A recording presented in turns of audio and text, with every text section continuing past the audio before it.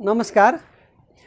यो 81 साल चैत 15 गते काठमाडौँको तिनकोनेमा जुन सडक प्रदर्शनको नाममा जुन क्रियाकलापहरू भयो, जुन हिंसा भयो, तोडफोड, आगजनी र त्यसमा चाहिँ प्रमुख रूपमा सरकारले दुर्गा परसाईलाई चार्ज लगाएर कानुनी कारबाहीको लागि नियन्त्रणमा लिएको छ र उहाँलाई राज्य विरुद्धको कसुर पनि लगाउने अवस्था छ। मुलुकी फौजदारी संहिता ऐन 2074 को दफा 50 मा रहेको राज्य विरुद्धको कसुर चाहिँ प्रमाणित भयो भने 25 वर्षसम्म कैद हुने कुरा कानुनले बोलेको छ र दफा 51 मा चाहिँ राज्य विरुद्धका कसुर भन्ने छ र त्यो राज्य विरुद्धका कसुरमा चाहिँ देशको सार्वभौमिकता, स्वतन्त्रता, देश हित विरुद्ध प्रतिकूल कामहरू गर्यो कसैले, कुनै अधिकारीले वा कुनै व्यक्तिले भने त्यसलाई पनि त्यो छुट्टै कैदको व्यवस्था छ। यो दफा 51 को कसुर चाहिँ पूर्व प्रधानमन्त्री माधव कुमार नेपाल प्रति पनि आकर्षित चाहिँ हुन्छ, किनभने रामदेवसँग सम्बन्धित जुन पतञ्जलिको जग्गासँग सम्बन्धित कुरा विषय मुद्दामा चाहिँ त्यो विदेशी तत्त्व अथवा इन्डियन भएकोले देश हितमा कामहरू गरेको भन्ने त्यसबाट लाग्न सक्ने अवस्था भएर त्यो 51 आकर्षित हुने हो। अब भ्रष्टाचारसँग सम्बन्धित मुद्दा उहाँलाई अब दर्ता भइसकेको छ, उहाँको पद पनि गइसक्यो माधव कुमार नेपालको र उहाँ लगायत 93 जनाभन्दा बढीलाई त्यो पतञ्जलि केसमा अख्तियारले मुद्दा लगाइसकेको छ विश्व अदालतमा। अब यद्यपि विश्व अदालतले लगाएको मुद्दा, अख्तियारले लगाएको मुद्दा विश्व अदालतले फैसला गर्दैमा अन्तिम अदालती कारबाही चाहिँ हुँदैन। अब त्यसको विरुद्ध फेरि सर्वोच्चमा लाग्छ मुद्दा। हामीले पहिला पनि को इतिहास हेरौँ भने पनि पूर्व प्रधानमन्त्री अर्थात् प्रधानमन्त्री कार्यकारी प्रमुखको हैसियतमा चाहिँ मुद्दा अहिलेसम्म लागेको छैन।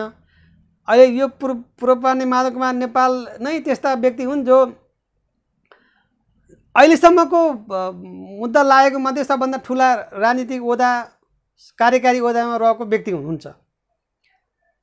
यो पहिला हामी हेऱ्यौँ भने पूर्व गृहमन्त्री खुम्बार खड्का, मन्त्री चिरञ्जीवी वाग्ले, जेपी गुप्ता लगायतलाई चाहिँ भ्रष्टाचारमा मुद्दा पनि चल्यो र अन्तिम अदालतले उहाँहरूलाई दोषी नै ठहर गर्यो र उहाँहरू डेढ वर्षदेखि 2 वर्षसम्म जेल पनि पर्नुभयो।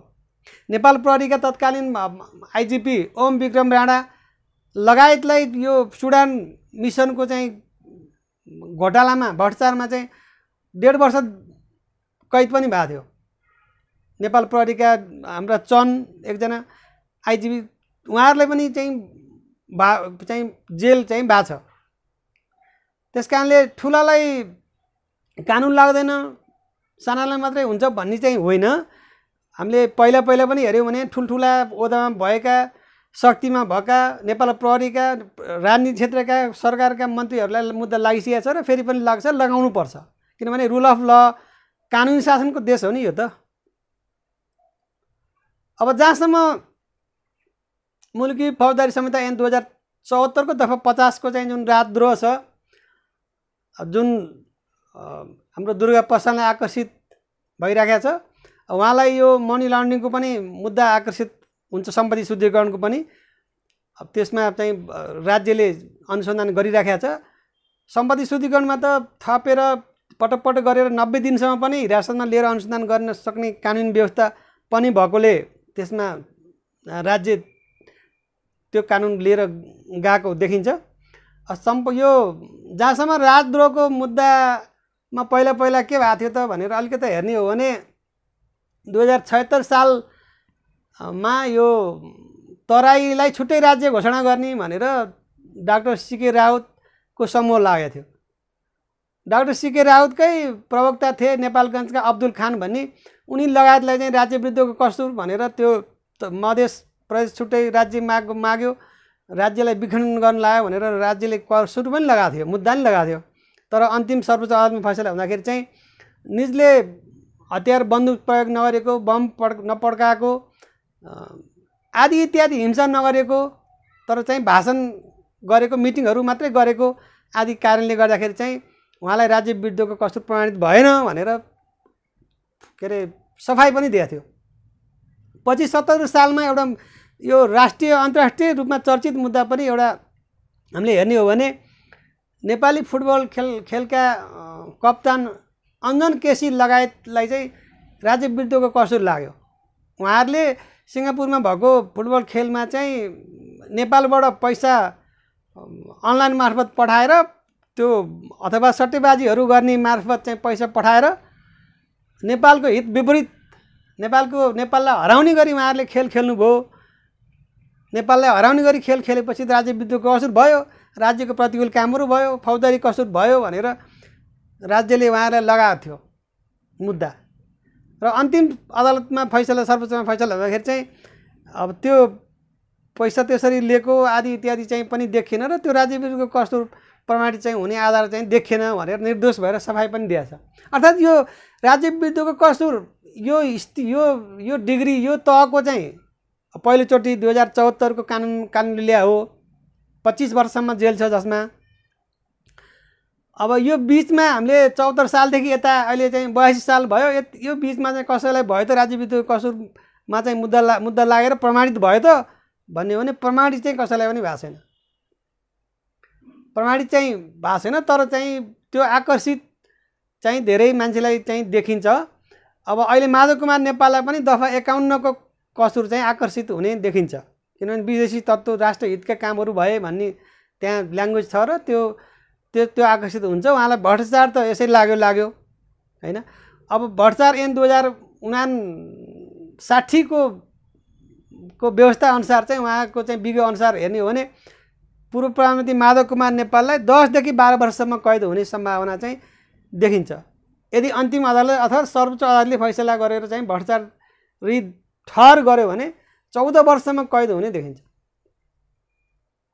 यता दुर्गा प्रसादलाई पनि सर्वोच्चले अन्तिम फैसला गरेर चाहिँ राज्य विरुद्धको कसुर प्रमाणित भयो भने 25 वर्षसम्म कैद हुन्छ। गम्भीर प्रकृतिको चाहिँ कसुर फौजदारी कसुरको रूपमा राखेको छ र यो राज्य विरुद्धको कसुर भने चान्चुने कसुर होइन, धेरै नै ठुलो डिग्रीको कसुर हो। यो कुनै मान्छे मारेको भन्दा पनि ठुलो कसुर हो। यो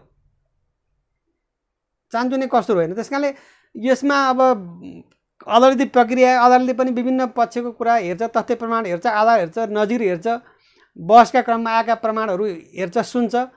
त्यसै हावामा त हचमा त कसैलाई नै गर्दैन किनभने अहिले यो त्यसपछि हामीले हेर्यौँ भने पनि त्यही चैत 15 गतेकै घटनामा दोषी भनेर राज्यले समाएर कानुनी कारबाही अगाडि बढाएको धवल शमशेर राणा हाम्रो रविन्द्र मिश्रहरूलाई धरोटीमा रिहा गरिसकेका छ। कति 5 दर्जनभन्दा बढी मान्छेलाई कसैलाई साधारण तारिखमा कसैलाई सानो कागज गरेर कसैलाई चाहिँ सामान्य धरोटीमा छोडिसकेका छ। थोरै मुस्किल 1 दर्जन मान्छे मात्रै अहिले त्यो चैत 15 को केसमा कानुनी कारबाहीको भोगिरहनु भएको छ, धेरै मान्छे छैन। शान्तिपूर्ण कार्यक्रम गर्नलाई नेपालको संविधान 2072 ले दिएकै पनि छ। हामीले धारा 17 मा हेर्यौँ भने एउटा स्वतन्त्रता शान्तिपूर्वक विरोध गर्न पाउने स्वतन्त्रता सबै दिएकै छ नि। तर जहाँ अशान्तिपूर्वक गर्यो, अवरोध गर्यो, नागरिक अधिकारमाथि नै हनन गर्यो, हिंसा गर्यो भने चाहिँ राज्यले फेरि कानुन अनुसार कारबाही गर्छ, समाउँछ। त्यो त हुन्छ। यो दुर्गा प्रसादलाई गरेको पनि त्यही हो। प्रहरीकै ब्यारिकेड नागेर त्यसलाई नै गाडी गुडाएर खुट्टामा कुल्चिँदै गएको पनि चाहिँ भिडियोमै देखाएको छ अनि लाइभ गरेर आफै बोले पनि छ। त्यो कारणले डिग्री बढी हो। अब उहाँको त बैंकिङदेखि लिएर थुप्रै कसुर पनि लाग्ने कुरा देखिन्छ चर्चामा आएअनुसार। तर त्यो अहिले तत्काललाई त्यो नलगाउला। अहिले भनेको यही दफा 50 र यो सम्पत्ति शुद्धिकरणसँग सम्बन्धित चाहिँ केसहरू लगाउने स्थिति छ। अब अन्तिम अदालतले फैसला नगरेसम्म चाहिँ दोषी उहाँहरू हुनुहुन्न। प्रहरीले कानुनी कारबाहीको लागि राज्यले समाएर उहाँहरूलाई पूर्वपेक्षको लागि थुनामा राख्दैमा अथवा कानुनी कारबाहीको लागि थुनामा राख्दैमा अनुसन्धानको लागि थुनामा राख्दैमा दोषी हुने चाहिँ होइन। अब यद्यपि प्रमाणित भयो भने यो गम्भीर प्रकृति हो, गम्भीर डिग्रीको चाहिँ अपराध मानिन्छ र यसमा चाहिँ राज्यले कडै रूपमा चाहिँ लिन्छ। धन्यवाद।